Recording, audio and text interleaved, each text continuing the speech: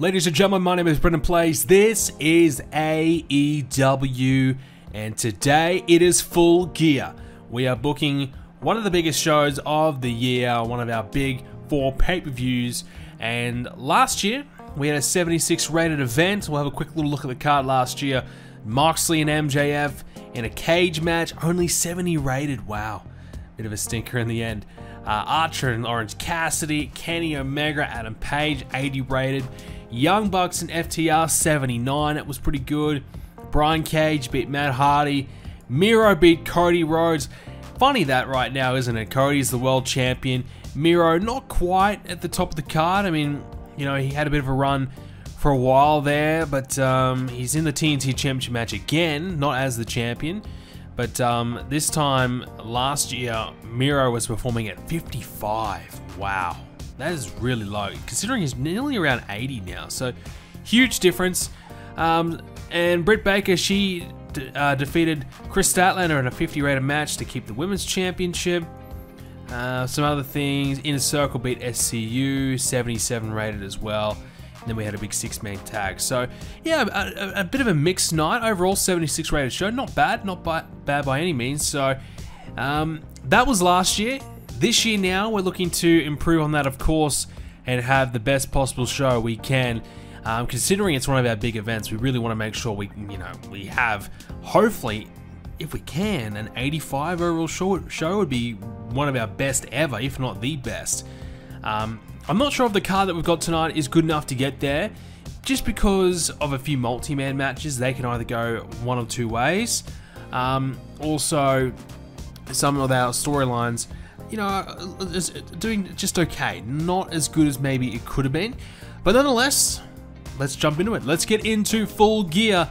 And we're going to kick it off with the pre-show, which will be Hikaru Shida and Layla Hirsch, 52 rated match. Hikaru Shida rating at 54. Layla was good though, 37 is pretty solid. Shida, of course, grabbing the win here. We originally scheduled this to be on the main card, but just because of the time of the other matches, we had to scrap this and put it back to the pre-show. But look, it's a solid match. 52 is obviously great for the women's division.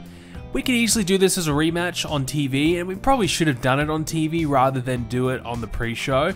But, you know, I still think there's some value in doing the pre-show pay-per-view matches, so we went for that. Next up, of course, Joey Janella. He's going to take an L on this event, and he took one against Max Caster. Joey 41, Max 37. I'm quite surprised at how well Max did. But, yeah, look, we are obviously trying to really push the Acclaimed, and when I mean really push, we want to get them from being 20 pop to 40 to 50 pop, that range in that middle of the card. So we really have a lot of work to do, and someone like Joey Janella, who we're getting rid of, we're letting him go, we may as well utilize the popularity that he has and put it on the guys that we're looking to push, and that's what we've done here. I don't think it's going to matter a lot because it is the pre-show. First match of the main card was Adam Page, Miro, Christian Cage, and Park, 85 rated match. Wow. Adam Page, he's the TNT champion, and he defended it successfully here after he pinned Christian Cage. And he hit the turn the page to do it. There's a lot of pages and cages and things like that in this one. Lots of ages. Adam Page 84, Miro 83. Well, look at that. Miro 55 last year, 83 in this match. Park 82. The worst of the match was Christian with 75, which is still great. Wow. All-star cast in this one. Awesome performances. Great overall match. 85 is much, much better than what it should have been. But yeah, Adam Page with the win. So the thing is, where does he go to now? He's obviously got a win technically over 3 of the top contenders. Do we have Adam Page start to work with some of the lesser guys to elevate them? You know, someone like a Lance Archer, who is probably going to beat Paul White later on. Could he be inserted into the mix and have that match? So these are the things we'll have to try and think about. Obviously, we could easily go Page and Miro or Page and Park, which we have done Page and Park. Page and Miro we could easily do, yes. So that we do have some options. But yeah, that's kind of what we have to figure out. What is next for Adam Page? Do we keep him at the top of the card, or do we try and elevate some of the guys in the middle of the card to be his next challenger? Like someone like Ricky Starks, he's red hot right now, could easily be a formidable opponent for Adam Page, for example. MJF says tonight that he will become a world champion for the 3rd time. So he's talking to the Pinnacle here. They're hyping him up. They're cheering him on. And 84 for that one. Ruby Soho defeated Serena Deeb in a 50 rated match. Pretty good. Ruby Soho 49. Serena, I think she could have probably done a little bit better. 35 is not bad. I feel like she's got a little bit more in the tank than that. But 35 from Serena. 50 rated match, which is much higher than I expected again. So look, Ruby Soho, since coming in for us, we really try to protect her. We really try to keep her as someone who's going to be a genuine threat at some point. You know, Britt Baker obviously has had a year-long title reign, so we have to start building up some legitimate competition for her because she's probably beaten most of the competition that she had. So that's the difficult thing. The beauty about Ruby Soho is that she hasn't lost to Britt yet. She's, you know, still fresh, still new, and still so many people for her to work with before we even think about putting her in the title picture. And that's what we're doing here with Serena, picking up the win over her with a strong 50 rated match. That's good. The Portfolio brag about how great they are together. So after forming, you know, the stable officially a couple of weeks ago, well, not even that, maybe a week ago, these guys have all come together and said, look, you know, this is working great. We are on a roll. We're winning matches. We're making money. You know, we are having the time of our lives right now. So 42 for that one. Leo Rush, obviously very happy with his investment at the moment. Will Hobbs defeated Bobby Fish. About 12-minute match for this one. 60 rated. Wow. Will Hobbs, 52. Bobby Fish, 54. So the veteran Bobby Fish puts over Will Hobbs here. You know, we don't have plans to give Bobby Fish the big giant push. Obviously, aligning him with Adam Cole could be a great addition to, you know, to the Elite in a way, or at least another way to enhance Adam Cole's act. And that's something that I'm very open to doing. They're kind of starting to do that in real life, and I think that's probably the only real purpose to have Bobby Fish on the roster. I mean, what else does he do? Nobody wants to see him as a singles, but being associated with Adam Cole, they bring in Kyle O'Reilly potentially as well. That's where it gets interesting, and I like that. So until then, until we even decide to pull that trigger, this is what he'll be doing. He'll be putting over the guys coming through, and that's Will Hobbs. Will Hobbs, we've been pushing him hard, we've been trying to get him there, and I think with this victory, this will be the one that makes him go away from the lower card of Doom and officially enter the mid card. Finally, it's taken what, over a year and a half, but we're gonna get him to the mid card. We've done it. But 60 rated match, that's great. Speaking of great matches, Ricky Starks, Colt Cabana, 62 for this one. Ricky Starks 58, Colt 53. Great match. Taz interfering here and allowing Ricky to win. So Colt Cabana recently said, look, I don't think Taz and Team Taz itself is good for you, Ricky. I think you could do a lot better on your own. I think the key for you, if you really want to be a star, you got to break out on your own. Forget about Taz. And Taz, before Ricky could even respond, didn't he came in, swooped in, did not even allow Ricky to even think about that. And now this time, Taz thinking, well, hey, Ricky Starks, he could be better without me. I need to make sure that he knows that he's better with me. So Taz doing everything he can to make sure that Ricky Starks won this match because of him. And that allows Ricky Starks in the back of his mind to feel comfortable with Team Taz and not want to leave, because obviously Ricky Starks, his stocks are growing. He's going to be a star, and his popularity is proving that. So Taz getting a little bit worried, wants to make sure that he doesn't lose. He's probably his biggest investment, I'd say. But nonetheless, 62 for the match is excellent.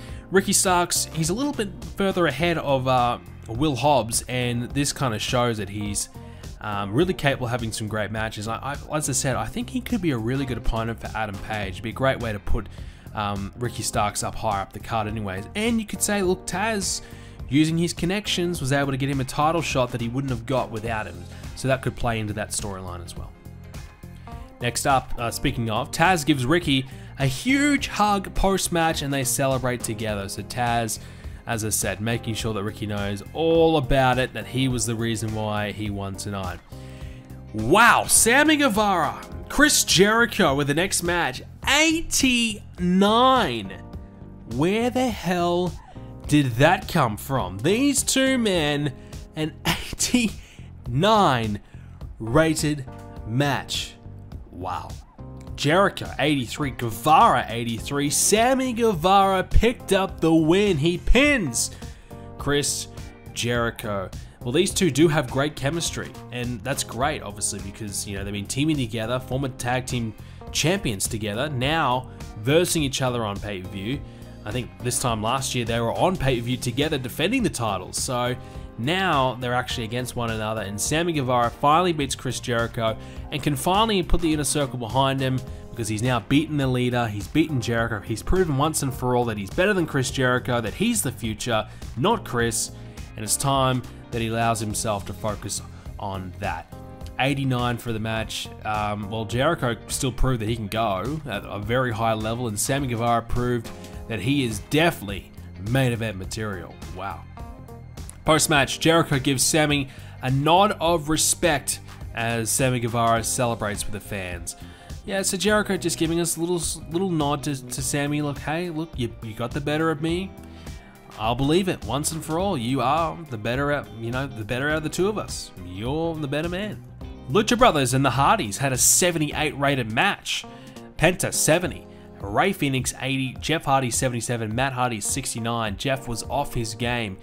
Yeah, so in the end, you'd have to say the Lucha Bros outperformed the Hardys, and we did end up giving the Lucha Bros the win. So this is one of the ways that we're going to try and utilize the Hardys. We're going to put over some of our next big teams, and the Lucha Bros have kind of been stalled a little bit. They haven't made a lot of progress as of late. The only progress that was really made was when Ray Phoenix was tearing it up as a singles, but as a team they haven't really had a lot of big wins, and this is one of the wins that I'm looking for, a way to try and get them into the tag team championship mix, maybe against the Young Bucks, and hopefully this is a big jolt to their popularity to try and get them there, because it was a great match, 78, and a big win on pay-per-view.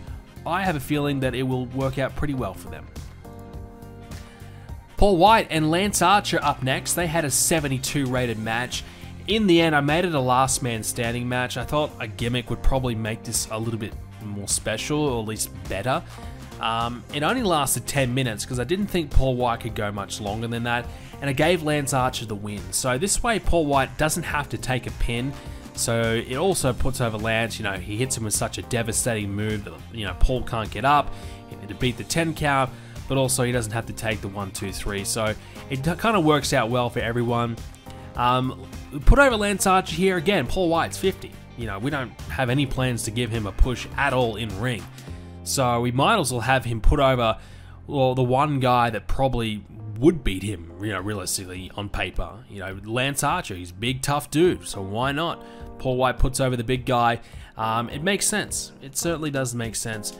Solid match though, 72, probably a lot better than what I expected. Considering going in, we really struggle with the storyline heat here. To get a 72, I'd say that's a great result. Jade Cargill and Britt Baker in a 50 rated match. And officially, we have a brand new women's champion. First time in over a year, Britt Baker's huge title reign comes to an end. Jade Cargill picking up the win. Well, there you have it. Jade finally gets the win, and we have a new champion finally. So I went back and forth on whether to have Britt win or Jade win. In the end, I went with Jade because, we've been building up Jade for such a long time now. I think she's still undefeated, so she's been, tearing through the women's division. It only kind of makes sense for her to get the belt. And the way I see it, she's going to be the big, tough monster heel that everyone's going to be coming for. And eventually, if we have a babyface that is able to take her down, I feel like that could really put someone on the map. Maybe not so much with the women's division, but, if we did it, for example, you did that in real life, that would make somebody. So I feel like that's the plan. At the moment, a rough idea of who that could be probably would be Ruby Soho. At this point, we can build her up to take the belt from Jade. The biggest concern we had was Jade Cargill's in-ring performance. It's not great, but to get a 46 here kind of reassures me that she can do enough. She's good enough to have a decent match, and that's good enough for me. So we know with her promo she's going to be able to perform well there. So the concerns that I have been able to be a little bit alleviated as of late, because we've been able to get her popularity to a pretty decent spot, especially in the Southeast, which of course is where this pay-per-view's been held. So that's why she did have such a good performance. But yeah, so there you have it. Jay's going to get the belt. I've thought about turning Britt Baker babyface and having her chase the champion. I don't know if I'm going to do that. I might keep her heel. I'm really torn on whether I should turn her or not, but that's an idea that we've had, because I thought, well, you know, Britt Baker chasing and, you know, turn her babyface gives her a fresh new set of opponents to come after. But in saying that, at the same time, you know, there really isn't a lot of heels on the roster that would be able to replace Britt Baker in that spot. So I think we may stick with what we have. But anyways, new champ. The AEW Women's Division, they're all backstage watching on the TV, and they all react to Jade winning the championship as they watch on. So you can tell, you know, a lot of the women, they're all watching really intently and closely who's going to win this one. They see that Jade wins the belt, and they're all frightened, like, oh crap, here we go. Jade Cargill, she's the champ now. How the hell are we going to beat her? You can see that they're all stressing. They're kind of freaking out a little bit. Some people like Nyla Rose, they're not too concerned. But, you know, there's a few concerned faces in that locker room for sure. 48 for that one. Sting comes out and he unveils the brand new AEW Women's Tag Team Championship before the match. So Sting coming out here to try and basically, you know, create a bit of interest and intrigue in this Women's Tag Team Championship. Not that it hasn't already got some, but to give it a little bit of an extra boost just before the match takes place. And the match itself, 49. Okay, that's pretty good. 3 really good women's matches on the pay-per-view, and that's right, we did 3 women's matches on Full Gear. If you hadn't told me I was going to do that a year ago, I would have said, you are crazy. But I'm happy, 49, that's pretty good. Okay, so the Women's Tag Team Championship was on the line, the final of the tournament, and we had TJ pick up the win. They defeated the Inspiration. Well, this whole time, I definitely thought Inspiration were going to be the Tag Team Champions, and I thought that would be the right move to do. But I went with the big underdog upset here. I went with TJ. I figured, look, inaugural champions, babyface champions, you know, when you got a new championship, I feel like people want to cheer the champion, they want to support the championships, and to get it on the map, a babyface champion makes sense. And look, Tay Conti and Anna Jay, their popularity is surging. It's rising and rising, especially Anna Jay's. It's really on the move. So a win here really could put them on the map. And all of a sudden we go from, you know, Inspiration. They were always going to be good. They're always going to be a solid top team, no doubt. Probably the top team. So they don't probably need the belts at the moment to put them, you know, in that top spot. Whereas TJ, all of a sudden, they are now a major player. Instead of having, you know, 1 or 2 really good teams, we now have an extra team. So we've got 3 teams that are all going to hover around that 40 popularity mark, I hope. And I'm talking about Brandy and Red Velvet as the other one. Obviously not Red Velvet herself, but there's enough there. And I feel like this is a good move just to kind of balance out the division as well. Because obviously if we gave Inspiration the belt, who's really there to you know, take it off of them? I don't know if there's anyone that would be able to do it. This way, you know, we can have TJ and Superbad. I feel like that would be a really solid feud as well coming up. And hopefully we can establish another couple of teams as well in the near future to create a bit more interest. So I like the move. I'm happy with it. I'm hopeful that, you know, they will repay my good faith in them and start performing well.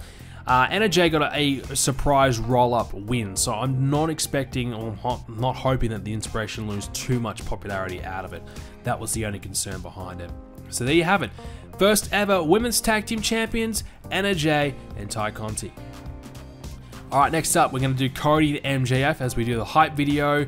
So the match itself, 80 rated. So it's not going to be the main event. I decided I'll do the Elite versus Danielson, Punk, Malakai, and Darby as the main event. Cody Rhodes defeated MJF, 20-minute match, makes it his second defense of the world title. Cody Rhodes performed at 82, MJF outperformed him with 84. And that's it. This feud is done. I feel like we probably didn't do that well with this feud. I feel like we could have done a lot better. Looking back now, I probably should have done a gimmicky match, but we didn't really build up towards that well enough. That we kind of made the build about, you know, the Pinnacle trying to split up and tear down the Nightmare Family, and the Nightmare Family trying to fight back and really be that underdog team that takes down the Pinnacle. In the end, Cody had the last laugh. You know, the Nightmare Family itself didn't win, but Cody, in the end, got the last laugh over MJF. So now we have to think about who's next for Cody. So obviously he's a top babyface champion.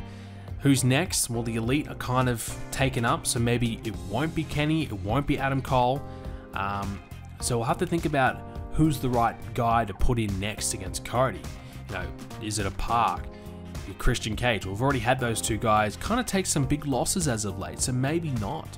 So, you know, do we have to try and pull someone up from the mid-card into that position? We'll have a look later on, but yeah, those are the few questions we have to answer. Alright, now we get ready for our main event, the Elite and the Elite, we'll call it CM Punk's team versus the Elite. 71 for the hype video. I'm hopeful that, you know, I don't think it's going to beat the Jericho match, but I'm hopeful this is around an 83, 84, maybe 85 would be really good, just to get us over the line to having a really solid show. Let's take a look. 82, well, I think I said every number other than, but there we go, 82 rated for the main event. So it was a better choice than the MJF Cody match, because we were never going to put Jericho and Sami in the main event, so that was never an option. But let's take a look. Darby Allin performed at 65, Malakai 83, Danielson 88, and Punk 89. Very, very good from their team. Best of the match, though, was Kenny Omega 91, the Young Bucks 82 piece, Adam Cole, the worst in his team, 78. Well, can you believe that? So, obviously, Darby Allin was the weaker link. Malakai Black 83, though, that's really good for him. You know, he's been a little bit underwhelming in ring, but now he's starting to, I feel like, hit his strap. So this is good from him. I'm happy with that. Darby took a big bump in the match. He knew he was going to. But in the end, we actually gave the Elite to the Super Elite the victory over Punk's team. So Kenny pinned Darby Allin. He cheated his way to a win. So I figured this feud is long from over. You know, Punk and Danielson have only just come back. So this is a way for the Elite to steal or win, keep the feud alive, keep some more interest, and allow the Bayfaces to keep chasing the Elite and come back and get a win at some point down the line. Maybe on the UK special, on the Royal Flush pay-per-view that we're going to do. Maybe then, but at some point, we're going to have Punk's team come back, grab that win, and end up beating the Elite and have the last laugh. Alright, post-match, after blatantly cheating, the Elite celebrate way over the top after their win. Yeah, rub some salt into the wounds of Darby Allin, who's obviously, you know, very distraught with himself. He cost his team the win. Malakai Black's trying to console him, and the Elite are just laughing. They're high-fiving one another. They're singing, they're dancing. They're just loving life right now. They just went through a war, but they've come out on top, and they think they're so great for doing it. 82 for that one, and it gives us an 87 rated show. Wow. I don't know if we deserve that, to be honest. 87? We only had one match that was better than that. It was the Jericho match, but I mean, 85 for Page and Park, the Fatal 4-Way, I forgot about that, but 85 for that, that's really good. And then a few other 80 rated matches too, so yeah, look, 87's probably a little generous. I think 85, you could have gone back to that, but I think that might be our best ever show. So there you have it. 20,000 people in attendance, 87 rated show. Wow. I'm going to give some praise to Jericho. He was fantastic. We'll give him a hug. He put over Sami Guevara, made him a star tonight. Huge from him. We'll do the same to Paul White. You know, he had a big, you know, he put over tonight as well, so we're happy with him. He was decent. And, you know, who else? Let's see. We'll give some praise to Britt Baker. Great championship reign, and it's come to an end finally, so we'll give her some praise. So Jericho's pleased, Paul White's happy, and Britt Baker's happy. Alright, post Full Gear, let's take a look. We also had NXT TakeOver War Games on the same night, so that was probably a mistake on my behalf for scheduling, but nonetheless, as we said, Full Gear, 351,000 buys. That's massive, that's huge. War Games, they had a 77 rated show. In the end, Kushida and Drake Maverick for the NXT Championship was the main event. It actually got an 82 rated match. There you have it. Kushida 73, Drake Maverick 67. Well, technically I should probably get rid of Drake Maverick since he got fired, so we should probably fire him as well. Pete Dunne, Keith Lee 85. I forgot that Keith Lee got fired too. I completely forgot that he got let go, so we need to fix that up too. So I just can't keep up with who they keep firing all the time, so I just need to keep editing and changing it. I'd say Keith Lee's going to come to AEW at some point. That's a given. But yeah, massive show for us. Let's take a look at all the popularity changes and everything like that. We had, well, I tried to get Oni Lorcan. I tried to have him released from NXT, but in the end, WWE decided to renew it. So there you have it. But anyways, let's continue on. So obviously, we'll start from the top of the card and work our way down. Lots of changes potentially, and you can see from our major stars, we've got a lot more major stars now than I feel like we ever had. So Adam Cole, he moves up to 75-76, so moving away from that 73-74 area. Adam Page had a big win, still hovering around low 80s, high 70s. Danielson, he took the loss but didn't really affect his popularity, which is great. Jericho put over Guevara, he's now dropped down to 79-80. I'm not worried about that, he'll get that back. Christian at 72.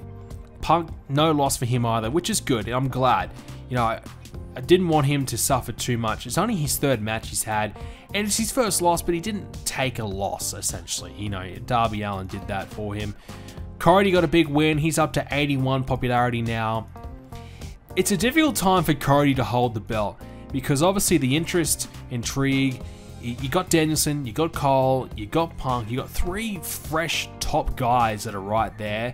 And we've spent a long time building and building and building for Cody to be champion.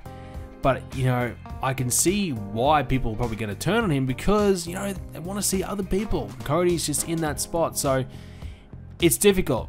I feel like a turn for him could come at some point for us, and that would open up so many new opportunities for him, and maybe that's where we need to go. Because, as we mentioned earlier, not a lot of heels to face, but we'll come back to that. So Jeff Hardy, he put over the Lucha Bro, so he actually drops down to 68 popularity. He had 73, so he's lost 5 points. Well, let's face it, Jeff Hardy, since coming in, has been pretty disappointing. He spent a long time with us, so he's been here for, you know, majority of the year. 23 wins, 8 losses, so we protected him. He's averaging 67. Which is not bad by any means. Obviously working with his brother majority of the time. So he's had a 1-year run with us. It's been okay. We signed him for 2 years. You know, he pretty much signed this time last year. So I'd be tempted to probably, you know, move him on at some point. I definitely don't think we'll renew him. But he's been a little underwhelming. But, you know, I guess he's been a bit better as of late. So we'll give him a break. But we'll talk about him another time. Kenny Omega, 85. So, obviously, big win for him. No change to his pop. It won't go up any further. Malakai Black, 78 now. So, he was at 76. So, the feud with the Elite has able to get him to a flat 78 across the board, which is great. The Young Bucks, they still cannot gain popularity. I mean, what are we going to do? You know, they just can't go up. We keep giving them big matches. We give them wins. Not going up. Miro 79. I feel like he's gone up again. You know, he was 78. Yeah, he's gone up again this month. He's on fire, Miro. You know, we haven't really treated him all that well, but geez, he's been pretty good.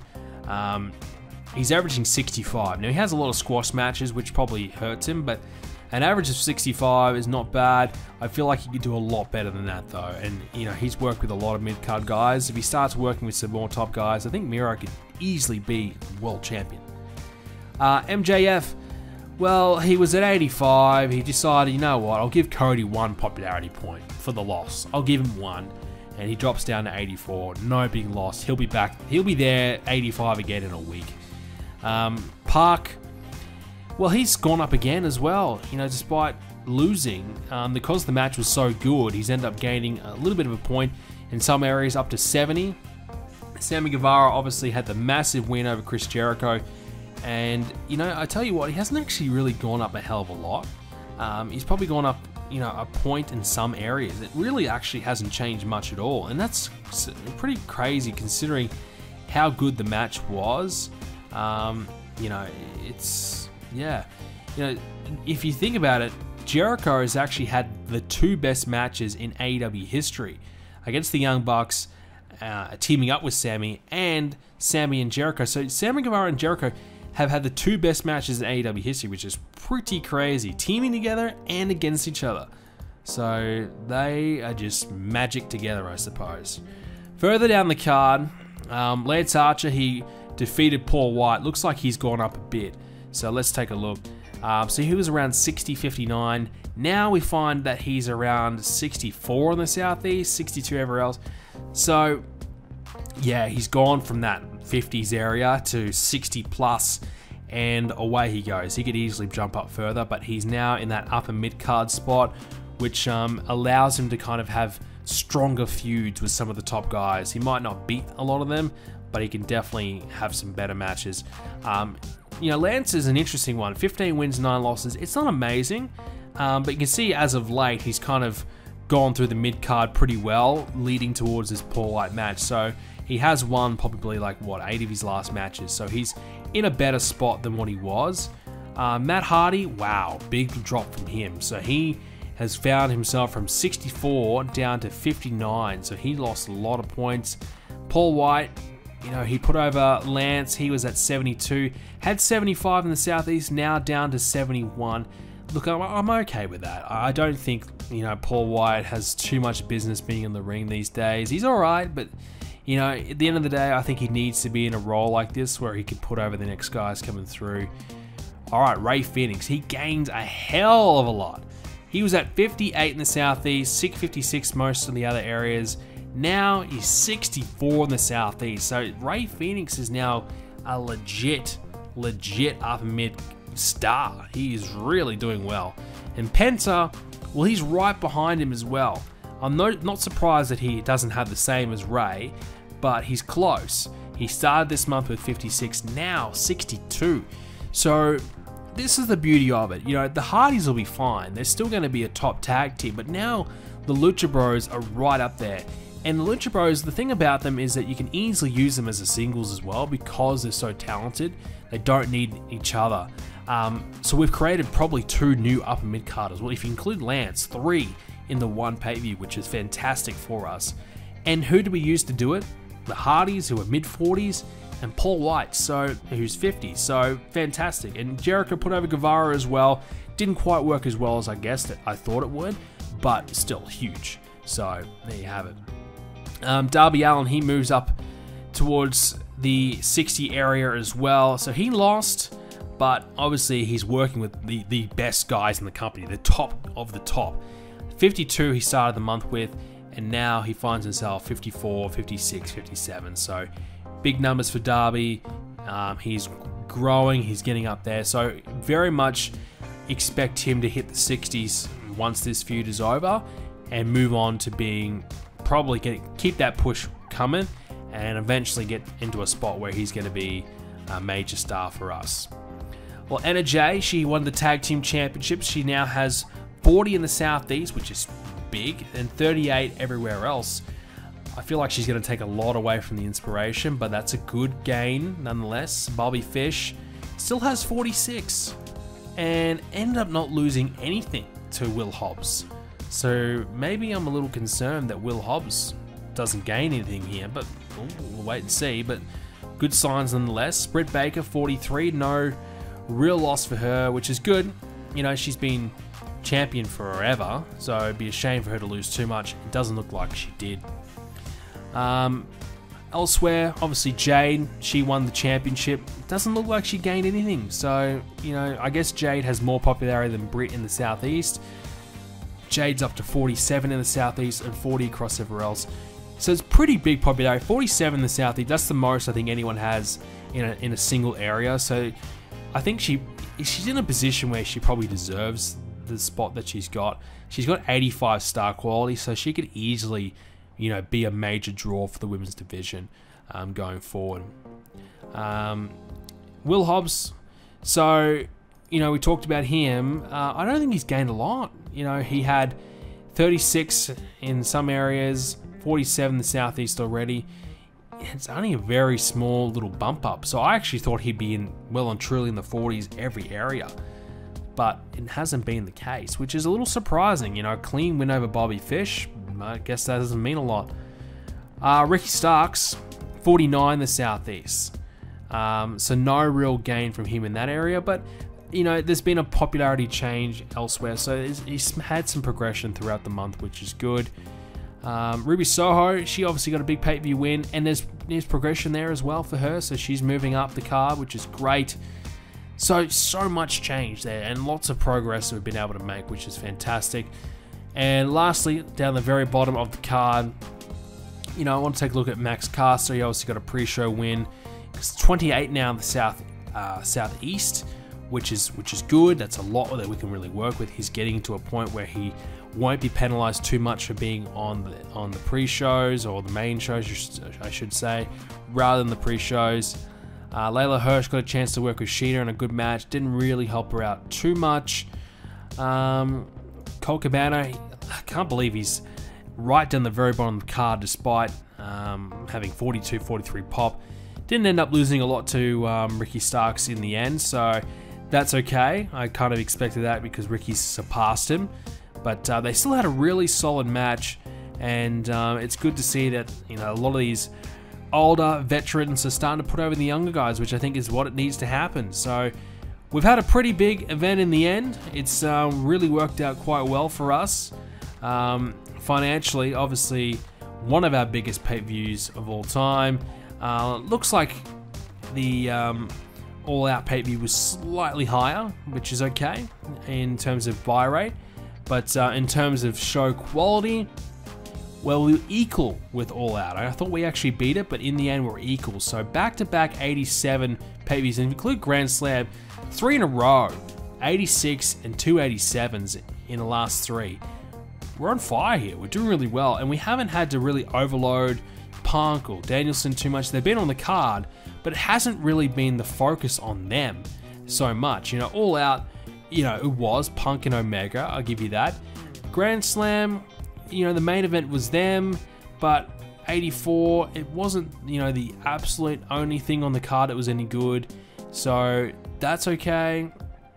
You know, and then obviously Full Gear, well, in the end, it was the Jericho match that was the best. So, as I said, the 2 best matches we've had in AEW have come from Sami Guevara and Chris Jericho, which is really, really surprising. And that's a Sami Guevara match from in the beginning of the year when Sami Guevara barely had any popularity as well, what, 60 something? So pretty crazy that we're producing those sort of results with those guys, but that is to be expected.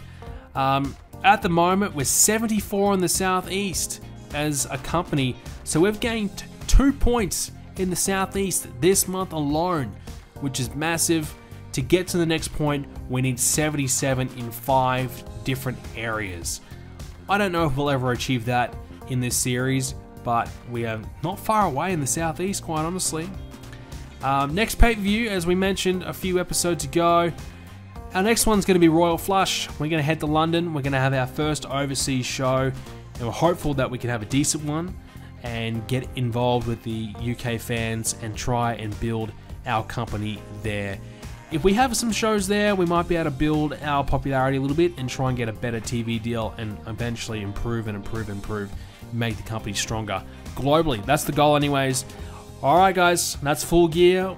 I would say that's a success. I'm pretty happy with that. Hope you guys enjoyed it. If you did, leave a like on it and subscribe to see more. We'll be back in the near future.